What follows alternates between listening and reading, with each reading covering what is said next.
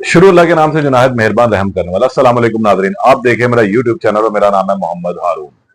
सबसे पहले आपसे दरख्वास्त करूंगा और उससे पहले आप सबका शुक्रिया अदा करूंगा कि आप लोगों ने मेरे चैनल को पजीराई बख्शी और मेरे तमाम व्लॉग्स को जो है बहुत ध्यान से सुनते हैं, उस पर कमेंट्स भी करते हैं।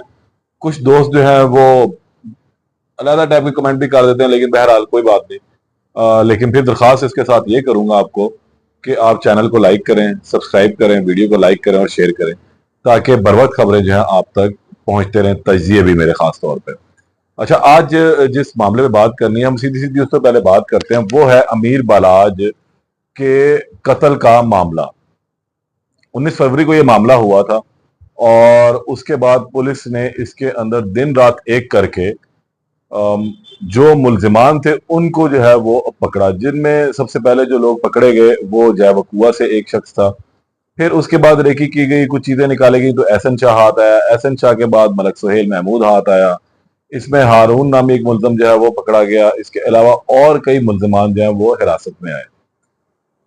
पुलिस ने उसके बाद इस तफ्तीश का जो दायरा कार बढ़ा दिया और 2 माह कबल जो है अपना एक चलान जो है इस मुकदमे का अदालत में पेश भी कर दिया गया। बड़ी अहम बात थी कि इस मुकदमे का चालान जो है वो जब अदालत में पेश किया गया तो उसमें बहुत ही अहम इंकशाफात थे।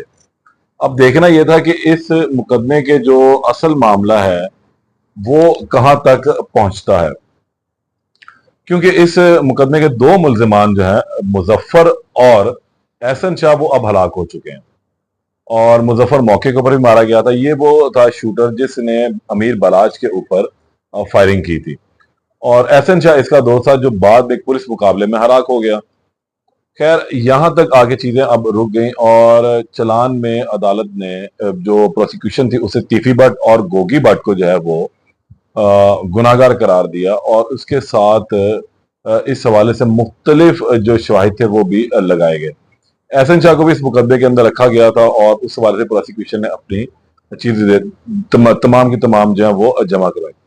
अब इस केस के अंदर क्या हुआ? अब इस केस में, जिसे मैंने बताया बीच में अभी, कि इसका जो चलान है वो अदालत में जमा हो गया था।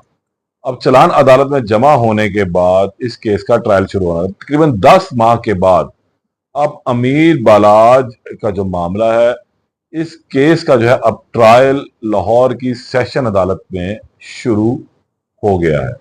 ये आज की सबसे बड़ी अहम खबर है कि अमीर बलाज केस का जो चलान है अदालत में पेश किया गया था और अब इसमें एडिशनल सेशन जज असद हफीज जो है इस पर समाअत करेंगे और इस हवाले से अब कार्रवाई का आगाज जो बाकायदा तौर पर कर दिया गया है।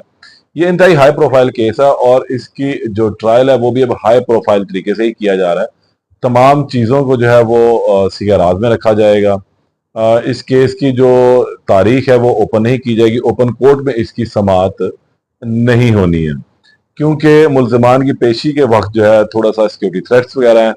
और अभी कुछ अर्सा कबल, यानी कि तकरीबन एक हफ्ता पहले हमने देखा कि लाहौर में एक और बड़ा वाकया रूनुमा हुआ, तीफी भट्ट के बहनोई वाला। तो इसलिए भी इस केस की सेंसिटिविटी जो है वो अब बढ़ चुकी भी।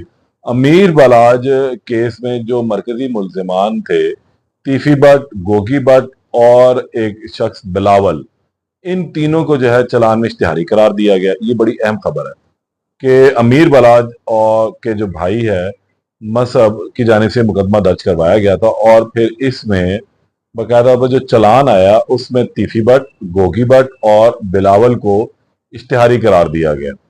अच्छा, इसके बाद अब जो एक अहम तरीन और चीज ये है कि अब इसमें जो मुल्जिमान हैं दो, मलक सुहेल महमूद और हारून, इनको जो है वो नोटिस जारी कर दिए गए। ये भी अब इनको नोटिस जारी करने का मतलब है कि अदालत ने इनको अब तलब कर लिया है, इनकी हाजिरी लगवाई जाएगी। मलक सुहेल महमूद की जो है 2 माह कबल तकरीबन जमानत हुई थी लाहौर की सेशन अदालत से, जिसके बाद एहसन शाह ने भी अब उसकी देखा देखी अपनी जमानत दायर कर दी थी, लेकिन इसकी जमानत सेशन अदालत ने खारिज कर दी। तो फिर इसको एक और मुकदमे में पकड़ा गया और फिर जब इसको लाया गया तो रास्ते में पुलिस मुकाबला हो गया जिसमें इसकी हलाकत हो गई। तो चलान की हद तक अब 2 चीजें सामने आई कि एक रिपोर्ट जो चलान के साथ अदालत के अंदर जमा करवाई गई है वो है एहसन शाह की हलाकत की और मुजफ्फर की हलाकत की। मुजफ्फर वो शख्स है जिसने अमीर बलाज के ऊपर गोलियां चलाई थी और फिर फौरी तौर पर जो वहां पर उसके महाफज थे उनके रिबर्टल में जो गोलियां चली उसमें मुजफ्फर मौके पर ही मारा गया था। तो इस चलान के अंदर मुजफ्फर की और एहसन शाह की हलाकत की भी जो है वो जमा करवाई गई है रिपोर्ट एक साथ, कि ये दोनों जो है इस कत्ल के मुलजिम जो है वो मर चुके हुए हैं। तीन मुलजमान जो हैं वो इश्तिहारी हैं, जिसमें तीफी भट्ट, गोगी भट्ट और बिलावल, जबकि दो को समन जारी हुए हैं, जिसमें मलक सुहेल महमूद जो टिबर मार्केट का, जिसके ऊपर यह इल्जाम था कि इसने एहसन शाह की मुलाकात में ब्रिज का किरदार अदा किया था तीफी भट्ट के साथ। यानी कि ये वो शख्स था जो तीफी भट्ट से एहसन शाह की मुलाकातें करवाता रहा। अच्छा, इसके बाद अब जो एक अहम चीज थी वो थे गवाहान। अमीर मसहब जो अमीर बलाच का छोटा भाई है, इसकी मुद्दत में मुकदमा दर्ज था। तो अब इस समय 36 गवाहान को भी जो है वो अदालत ने तलब कर लिया। जिसे मैंने पहले बताया कि इस ये हाई प्रोफाइल केस होने की वजह से अब इस केस के अंदर एक नई चीज जो आई है वो ये है कि इसका जो ट्रायल शुरू हो रहा है वो बड़ा ही सीगाराज में रखा जाएगा। डेट जो है वो अनाउंस नहीं की जाएगी किस दिन जो है इस केस की समाअत होनी है, क्योंकि जिन मुलजिमों ने आना है उनकी भी जिंदगी को खतरा है, और इसके अलावा जिस मुद्दई पार्टी ने आना है उनकी भी जिंदगी को खतरा है, क्योंकि अभी तक दोनों तरफ से जो है ना वो आग बुझी नहीं है। क्योंकि ये बुझ ऑलमोस्ट जाती, शायद चीजें बेहतर हो जाती हैं, लेकिन डेढ़ हफ्ता कबल जो तीफी भट्ट के बहनोई वाला मामला हुआ उसके अंदर वो जान से हाथ धो बैठे। तो इन दोनों उनके जो वाकया था उसकी एफआईआर भी अमीर बलाच की फैमिली के ऊपर दर्ज हुई, यानी कि अमीर बलाच के सबसे छोटा भाई जो है अमीर फतेह और उनका करीबी साथी, उनका दोस्त कैसर भट्ट, इन दोनों के खिलाफ जो एफआईआर दर्ज हुई है। तो इसलिए अब थोड़े से मामले जो है वो हसासियत की तरफ जो है वो गए हुए हैं।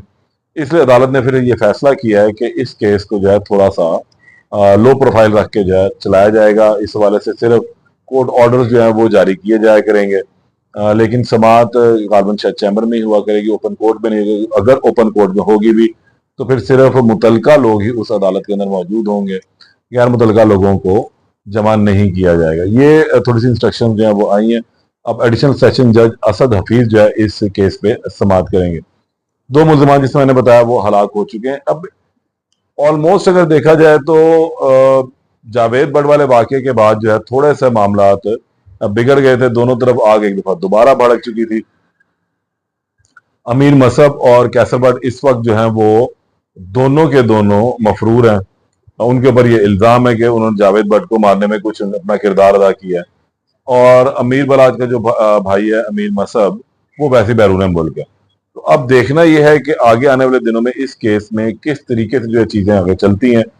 बहरहाल हम कोशिश यही करेंगे कि कम अज कम जो है इस केस की अपडेट जो है भरपूर किस्म की अपडेट वो सामने रखी जाए।